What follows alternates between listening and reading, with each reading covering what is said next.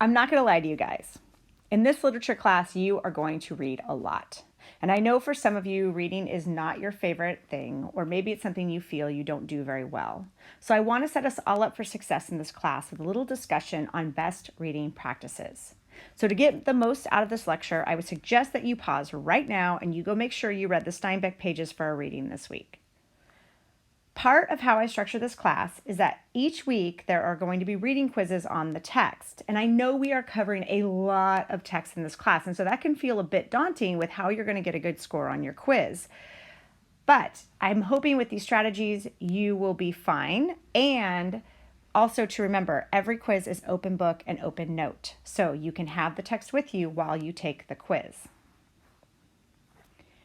I think we've all been conditioned to approach school text with the idea of what the heck is important to the professor so that you can get that good grade on the test, right? And I'll agree that there's always an element of this because as individualized readers, we're going to notice different things. I'm going to see things that you're not going to see. However, if you approach everything going, how the heck do I going to know what Professor Kirby's going to think is important? That is absolutely the wrong way to read. So here's a few guidelines for how to approach any text, whether it's a poem or a novel or an essay. You're going to need to start literal. What happened? If you can't answer this question, then you actually can't do anything else with the text. If you don't know what's going on, then there's no point in continuing. So start literal. What is happening in this text? To do that, you can go back and forth between the big picture ideas and the textual details. As you do this work, I want you to try to determine the questions or the unsolved problems that are going to come up in the text. Look at all texts, even poems, as arguments, okay? And I want you, as you look at arguments, go, how do I trace the process of the thought? How does this author have a pattern and development of what they're saying in the thing? Guys, this is a big one that I think you should know. Look for weirdness. If it feels weird to you, I guarantee it's going to feel weird to somebody else as well. So look for these moments where you go, that's interesting. Also, if you don't know something, guys, look it up. Even if you don't do this at all in the rest of your entire life, guys, this is college. You need to look up the things you don't know in our class. The other last thing I want you to look for is look for paradoxes and ambiguities in the text. Where is this text contradicting itself? And the last and final thing you have to think about as you read for my class and as you notice things and as we talk about literature is do not worry about being wrong, okay? Worry about being defensible. So we're going to look at more at this in depth. But first, I want to take a moment to read this poem by Camille Dungy. And the first thing you should do when you ever talk about poetry is that you need to number the lines. Okay, so see, look, I've numbered them every 5 lines. This way, if we say something like, oh, on line 13, Dungy references her father for the first time, you guys can find it really quickly. So go really quickly and find line 13. Where does she reference her father for the first time? And I hope you went, oh, there's 10, 11, 12, 13, right? There we go. We've got line 13, super easy. So now let's go through and read this poem. It's the poem. Frequently asked questions, number 10. Do you see current events differently because you were raised by a black father and are married to a black man? I am surprised they haven't left already. Things have gotten downright frosty, nearly unbearable. A mob of them is apparently mouthing off outside when I put down my newspaper and we all gather to stand beside my daughter in the bay of kitchen windows. Quisculus quiscula. This name sounds like a spell which, after its casting, will make things crumble into a complement of unanswerable questions. Though, if you need me to tell you God's honest truth, I know nothing but their common name the morning we watch them attack our feeder. I complain about the mess they leave, holes I'll have to sweep up or ignore. My father, who I am thankful is still alive, says we could use a different kind of seed. A simple solution. We want that brown bird with the shock of red, the northern flicker. We want western bluebirds, more of the skittish finches. But mostly, we get grackle, grackle, grackle all day long. Can it be justifiable to revile these harbingers? They scoff all we offer, and being too close and too many scare other birds away. My husband says, look at all those crackles. I almost laugh at him, but the winter air does look hurtful loud around the black flock. Like static is loud when it sticks sheets to sheets, so they crackle when pulled one from another and sting. My father, who is older now than his older brothers will ever be, promises he will solve the problem of the grackles and leaves the window to search for his keys. The dawn sky, blue breaking into blackness, is what I see feathering their bodies. The fence is gray, the feeder is gray, the aspen bark. Gray hulls litter the ground, but the grackles, their passerine claws, 3 facing forward, 1 turned back, around the roost bar of the feeder, are so bright within their blackness, I pray they will stay. Well, woo, woo, woo. Oh man, guys, I love hearing Camille Dungy read. So, I want you guys to think for a second, and then I want you to answer this next question here. Again, we're not looking to be right, we're looking to be defensible. How does this poem's title and a italicized question, these two things here, contribute to its meaning? And so in the comments, answer your question. Remember, there's no wrong answer. You just need to be defensible. So you can't say this is about her swimming at the beach, because how are you going to defend that? So you want to be able to defend your answer. But how does this poem's title and italicized question contribute to its meaning?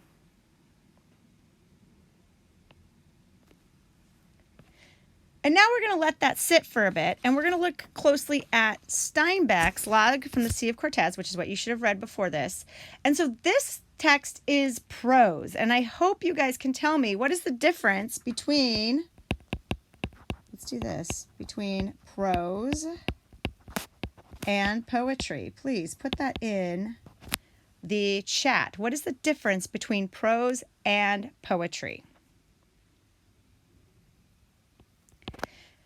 And I hope some of you said poetry is shorter, prose is longer, because that is kind of the basic thing with it, right? Prose are essays, which can be nonfiction, and research papers, which are also nonfiction. It can also be novels or short story, which is fiction, and it's more or less like how we talk, rambly and very long. Poetry has condensed language. It uses more figurative language, which we're going to get back to in a little bit. But when you look at Steinbeck's prose, I want you to notice that this is my copy, and I have annotations to the side of the text. So annotations are actual writing that you make in your books. It's not just underlining or highlighting, which I do have that, but it's actual writing. Having annotations will be super helpful for you in my quizzes and any other essays or any of the things you have to write, because this is how you have a conversation with the author, even though they're dead or not present in the moment. They help you remember what you were thinking about when you read the text, and they're going to help you remember how different texts connect to each other. So if you look here, I've got a thing here that says Thoreau, page 217. That's in this exact same book, and this point here connects me to that essay in Thoreau. You guys can go check it out and see what you think. I can also, when I was in grad school, I also used my annotations as a cheat sheet of special points I wanted to make. Now, annotations are unique to you, but like I said before, they're just going to be way more than just underlining or highlighting the text. They're engagement with the text. They're that conversation with the author in the text. They do 5 basic things. Even if they're going to be unique to you, they're going to do 5 basic things, and I've outlined them here. They articulate questions the reader has about the text. They have any comments that you might have about a passage. They might kind of analyze the structure of a passage. They might analyze the meaning of a passage, or they might define those key terms in a text. Remember, I told you guys, look something up you don't know, right? My brain and my writing can be a little bit messy. It makes sense to me, but it doesn't always make sense to everybody else. So we're going to look at, I'm going to type the kind of my annotations out so you can kind of see what this looks like. And so here you can see where I've had some comments and questions right here in blue that I typed about here. You can see here in comments and questions. Boop.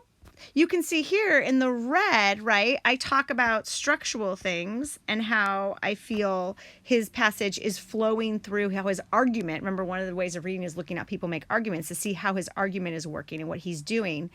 And with my handwriting here, I've added some thoughts on the meaning of the passage. Another thing that you can do, which I didn't do in this part of it because I know it, but before I didn't know, as I looked up some key terms in the text. So I didn't know, I knew Darwin was, but I didn't know who Agassiz or Pliny were. And so I looked them up. And so here we go. We have those different people. And so this is Agassiz right here.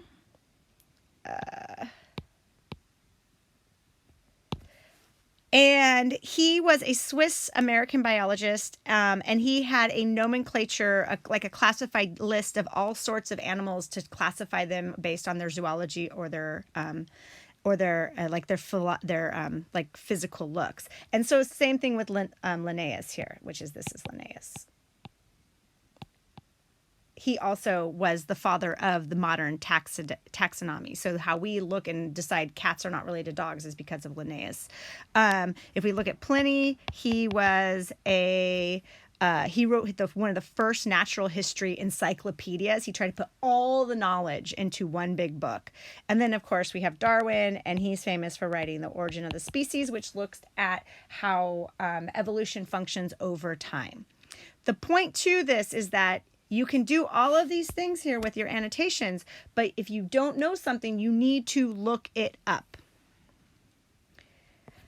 So again, with annotations, you're not always going to hit all 5 things at once, and you have to find a way to make sense to do it for your brain, but I want you to practice this in class, which is why I want you to print out, and we'll have you submit at different times your annotations to the text that aren't in our Norton, because I want to see you practicing it. Being able to have a conversation with an author is super empowering. This will work throughout your whole life, but especially in college, this is so important. So let's go back now to Dungy's poem and have a little chat about poetry. And I'll tell you what, I didn't play very fair with that question, because with my question about what are the connections between the title and the italicized part, because approaching a poem as a thing that has like a meaning that has to be unlocked and understood isn't actually the most helpful way to approach literature. And so the way that I phrased that question implied, and some of the literature course in the past may have done the same implication, is that there's a singular meaning or a right way to read Dungy's poem. And while I agree that there are authors who make intentional decisions in how they're going to use language to influence us as readers, there isn't a singular meaning to any text, because as readers, we are co-creating the meaning of the text. We're bringing in our own connections with the words. Again, you don't need to be right. You need to be defensible. And especially with poetry, when there is a lot of open space within the poetic strategies for a reader to help co-create meaning. And so this actually is one of the most exciting parts about literature for me, is that as a reader, I get the joy of also making the text have significance. And so now I'm going to ask you what I think is a better literary question. There's 2 of them here. So one of them is, what are some of the words that stand out to you in this text? So similar to how you did your origin stories, circle things that make sense that you thought were interesting and kind of just type them out really quickly in the chat. And then the other thing, and don't cheat and look at somebody else's answer if they were before you, but at which line, I'm always curious about this. Did you know that this poem was about birds specifically?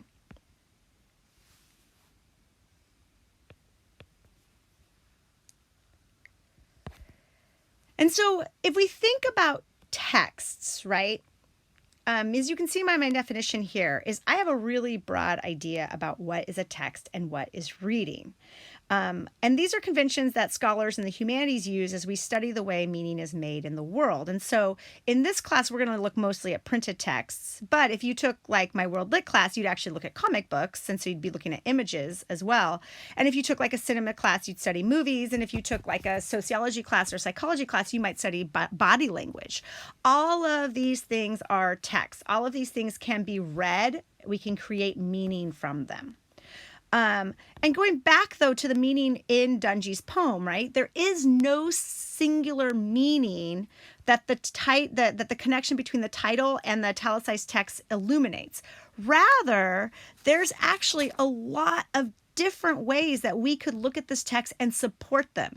And one or two of them may be closer to Dungy's intention for what she meant when she wrote it, but they're all going to be equally defensible if you truly are working on being defensible. So the rule in this class, remember, is don't be right, be defensible. And one of the ways to be defensible is to have direct references, aka page numbers or line numbers, to the text so we can go look and see where your argument is coming from. But I will agree that poetry can feel pretty daunting sometimes because it doesn't operate a lot like how we talk. And so sometimes you can go, it's all broken up in lines. What am I supposed to do with this? And so I want us to kind of like have a way to understand poetry in a simple way, because we are going to read a lot of poetry in class, because I do think poetry is an important form of literature. And so I talked to my friend Ron Salisbury, who was the poet laureate of San Diego, and I said, what's the easiest way to understand poetry? And how can we kind of know when we're looking at poetry? And Ron said that poetry will always have a condensing of language. It will use figurative language, a heavy use of figurative language. Prose will use it too, but poetry uses it a lot. And if we look at lined poems like Dungy's, we can see that the hand of the poet is going to add extra meaning through the use of line endings and breaks. And so what I want you to do is I want you to pause this video and take a second to look at this poem again. And I want you to show me where you see these different elements, the condensing of language, the use of figurative language, and the hand of the poet giving extra meaning through the use of line endings or breaks. So look through these things, write it in the chat. Give me one example of each of these.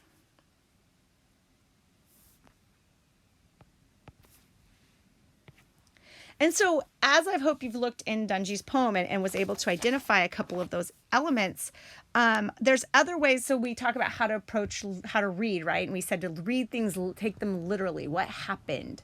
You do the same thing with poems. The first question you should ask a poem is, what the heck is going on? What happened in this poem? And there are two types of poems out there. There's a narrative poem and there's a lyric poem. Narrative poems tell a story. So you can go, oh, this is what happened. This happened, and this happened, and this happened, and this happened, and then we all lived happily ever after, or not. A lyric poem doesn't necessarily tell a story. A lyric poem is more image and sensory driven. It's more trying to create a mood. So that's the first thing you ask, what happened? The most basic question for all literature. Then once you have what happened, then we can start looking at content. Content is, what are the words that are being used? Are they rhymed? Is there a structure? We can do structure later. Are they rhymed? Is there extra meaning assigned to these different words? And that will lead you to the meanings. Again, meaning is the larger part of a poem, but you can look at the words being used, the content, to support what the meaning is. Remember, if you figure out that there's multiple meanings in a poem, which there will always be, your goal is to be defensible, not to be right. And the last thing you can look at then is the actual physical structure of the poem. Is it concrete? Is it look a certain specific way on the page on purpose? Are there line breaks? How are they using white space? Is there stanzas? So again, we go back to Camille Dungy's poem, and I want you to first answer the question, is Dungy's poem lyric or narrative? And then I want you to, once you've answered that, do your best to kind of answer or give me examples from each of these 4 elements.